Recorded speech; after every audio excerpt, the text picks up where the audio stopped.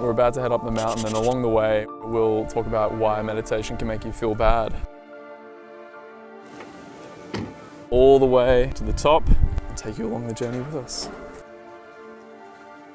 So let's go back to 2019 when I was just feeling really shitty in my experience, in my daily life. And I knew that there was something in my mind that was going on that was sort of propelling that suffering.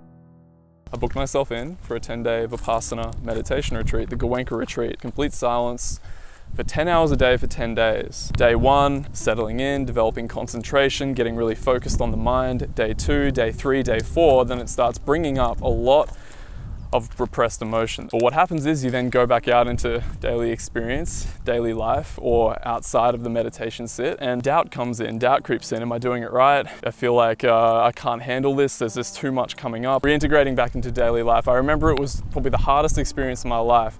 Going back into work, facing people, a lot of my stuff was around social stuff, so social fears was escalated, jet fuel added to my experience, having this heightened awareness of what was going on, and just so much doubt in the practice and everything to do with meditation. But I guess a couple of years later now, having received guidance, a lot of experience and practice from real-life teachers, I've picked up a lot of things from books and people along the way, and I just want to share that with you now, so hopefully you can not fall into some of the traps that I've fallen into.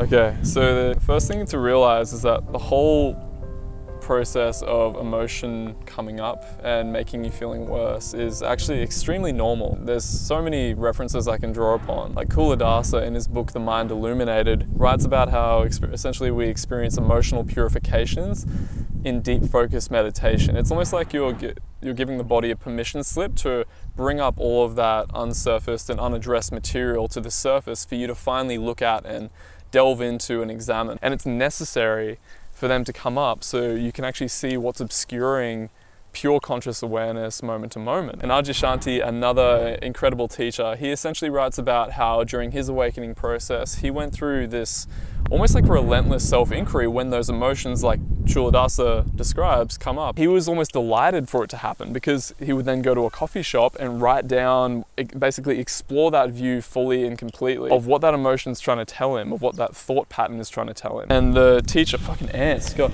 And my teacher, S.N. Goenka, on my 10-day meditation retreat, he writes about how people experience what are known as sleeping impurities. And of course the Carl Jung quote, one does not become enlightened by imagining figures of light, but by bringing the darkness to light.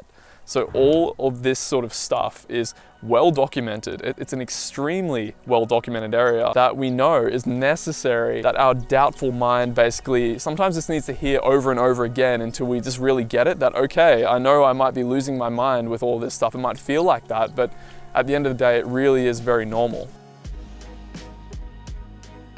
From a practical standpoint, I want to talk about I love the pragmatic stuff. I think the first thing to recognize is like, wow, okay, my mind's sort of succumbing to that doubt mass that keeps coming up that says this shouldn't be here, this experience shouldn't be here. Recognizing doubt, the subtle thought of, am I doing this wrong? Should I seek help? Am I going crazy? That actually is a sign of doubt. I think a certain amount of doubt is actually healthy. You don't want to go into it completely blindly, but that simple thought, this should not be the way I'm experiencing reality right now. I've noticed that unhooking of that and to really drop into the experience and fully accept it, that is probably the biggest key. Seeking a teacher as well, probably the most paramount thing. If you're really serious about this process, that is going to immensely assist you because they'll be able to pick up on the subtle doubts and give you reassurance.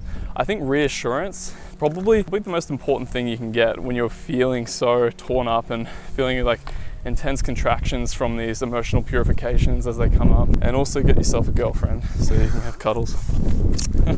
Oh, hold on. Look at that. Oh, so pretty. Aren't we lucky?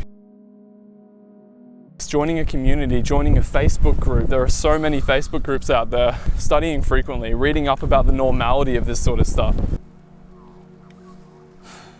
Well, she's off. And also another thing, I just really want to emphasize this. In my experience, the truly dropping in, when you're really suffering, the willingness to let go of stories. Like, I can't do this, I'm not a good enough practitioner, I'm too doubtful, I'm not going to achieve awakening in this lifetime. All of those are thoughts. And the capacity to let those subtle thoughts, those doubt thoughts especially, let them go. When you're really ready for that, when you're really ready to say, yeah, okay, I'm not gonna believe my thoughts anymore because they're full of shit, that's when things really start to shift.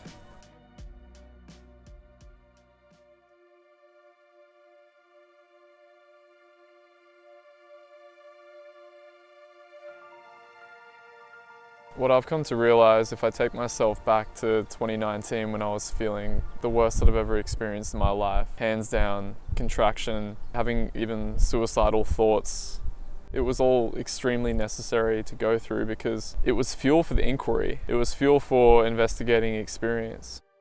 I want to say that I wouldn't wish it upon anyone, but I also do wish it upon people because it really is the pressure cooker that leads to going on, because you're not gonna, you can't turn back once you've gone this deep with meditation. And with truth, going beyond meditation, it really becomes an integration into every aspect of life. And really at the root of all thought identification, all pain, all suffering, getting to the bottom of the well of human ignorance, which we see with the rest of the world, with the Ukraine situation, with things like the Holocaust, is greed, hate, and unacceptance, which when you look into your own experience, when we really delve into our own experience, when we push through these barriers, these almost seemingly insurmountable barriers, it starts at the individual level, and we're doing that deep work when we go deep with the meditation practice. So what a privilege and an honor it is to really allow that to come up and to really give it space and to love it fully.